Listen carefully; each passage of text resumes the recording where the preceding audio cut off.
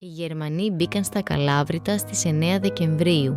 Δημιούργησαν έναν ασφυκτικό κλειό γύρω από την πόλη προκειμένου να μην μπορεί κανείς να ξεφύγει. Την έντονη ανησυχία των κατοίκων κατάφερε, παραπλανώντας τους, να κατευνάσει ο Γερμανός διοικητής, ο οποίος τους διαβεβαίωσε ότι δεν πρόκειται κανείς να πάθει τίποτε και ότι ο στόχος τους ήταν η εξόντωση των ανταρτών. Προχώρησαν αρχικά στην πυρπόληση σπιτιών που ανήκαν σε αντάρτες και αναζήτησαν την τύχη των Γερμανών τραυματιών της μάχης της Κερπινής. Στις 12 Δεκεμβρίου οι Γερμανοί άρχισαν να ετοιμάζονται για να αποχωρήσουν την επομένη.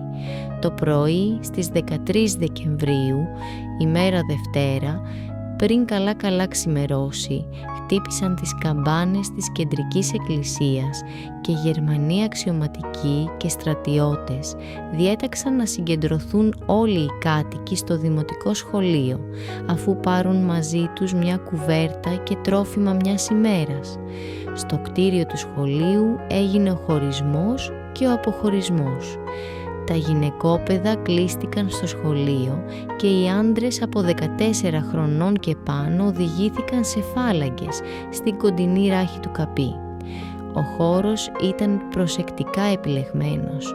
Η αμφιθεατρική του διαμόρφωση δεν θα επέτρεπε σε κανένα να γλιτώσει.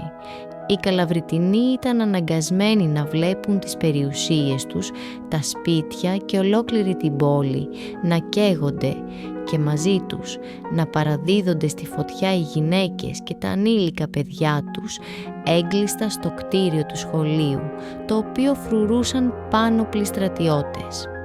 Ο Γερμανός διοικητής, για να καθησυχάσει και να παραπλανήσει τους συγκεντρωμένους, έδωσε το λόγο της στρατιωτικής του τιμής ότι δεν πρόκειται να τους σκοτώσουν. Ολόκληρη η πόλη παραδόθηκε στις φλόγες. Από το ξενοδοχείο Μέγας Αλέξανδρος, με μία πράσινη και ύστερα μία κόκκινη φωτοβολίδα, δόθηκε το σύνθημα της εκτέλεσης. Τα πολυβόλα θέρισαν τους Καλαβριτινούς. Ακολούθησε η χαριστική βολή που ολοκλήρωσε το έγκλημα. Διασώθηκαν 13 άτομα. Στο δημοτικό σχολείο, τα γυναικόπαιδα έζησαν στιγμές αγωνίας και τρόμου, καθώς οι φλόγες έζωναν το κτίριο του σχολείου. Σπάζοντας πόρτες και παράθυρα, κατάφεραν τελικά να ξεφύγουν τρέχοντας μακριά από τα σπίτια που φλέγονταν, άρχισαν να αναζητούν τους δικούς